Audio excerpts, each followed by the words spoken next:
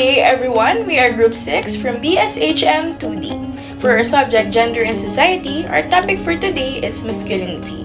I am Arwin Kim I. Nosotros, together with Jess Park B. Mainit, who's going to discuss the introduction of our topic. We will discuss masculinity, which refers to the socially constructed roles, behaviors, and expectations given to men in society.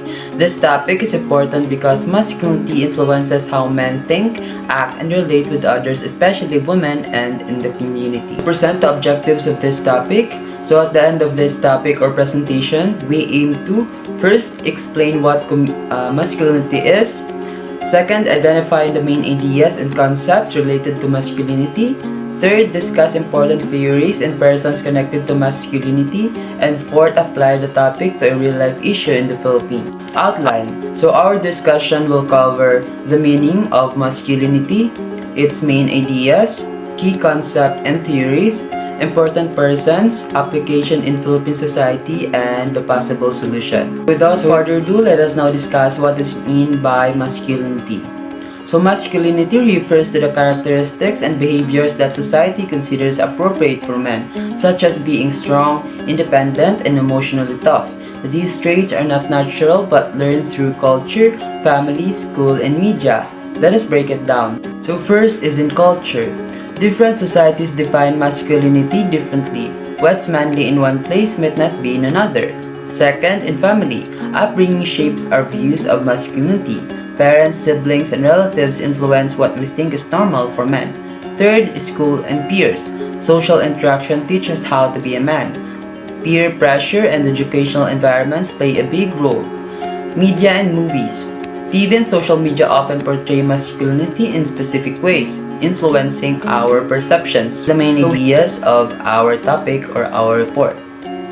So first, masculinity is socially constructed, not biologically fixed.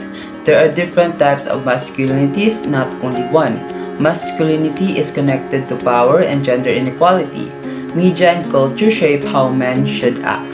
So here are the important concepts, terminologies, and theories. So hegemonic masculinity. This refers to the dominant form of masculinity that values toughness, authority, and control, often placing men above women and other men. Toxic masculinity.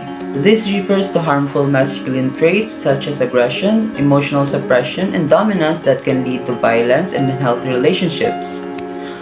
Multiple masculinities. This idea explains that men express masculinity differently depending on culture, class, and identity.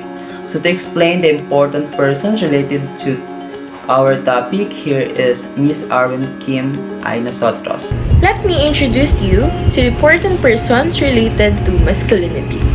First, we have Erwin Connell. She developed the idea of hegemonic masculinity, which means the kind of masculinity that society considers ideal or superior, such as being dominant, strong, and in control. Second, we have Michael Kimmel. He studied how men and masculinity are shaped by society. He explained that masculinity is not natural or fixed, but something learned through culture and social expectations. And last but not the least, Judith Butler. She explained that gender is not only biological, but is also something we perform through our actions, behavior, and roles in society. This means masculinity is shaped by how people act and what society expects from them. Now, let us apply masculinity to the Philippine context. In the Philippines, masculinity is often connected to being the strong provider and being emotionally tough. Many men feel pressure to hide their emotions and show strength at all times. This can be seen in issues such as domestic violence, street fights, and what we call macho culture, where men feel they must prove their dominance through aggression.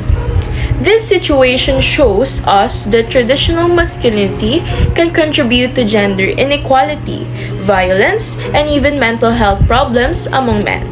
Men are often discouraged from crying, asking for help, or showing vulnerability because these are seen as signs of weakness. For our reflection, we can say that masculinity should not be about power or control over others. Instead, it should promote respect, responsibility, and emotional openness. When men are forced to follow strict masculine rules, both men and women suffer. Finally, here are the proposed solutions and awareness. First, we should promote gender education in schools so students can learn about healthy masculinity. Second, we should encourage men to express their emotions and seek mental health support without shame. Third, the media should show positive male role models who respect women and support equality. And lastly, we should support laws and programs that address gender-based violence. To conclude, by redefining masculinity, men can become partners in achieving gender equality instead of becoming barriers to it.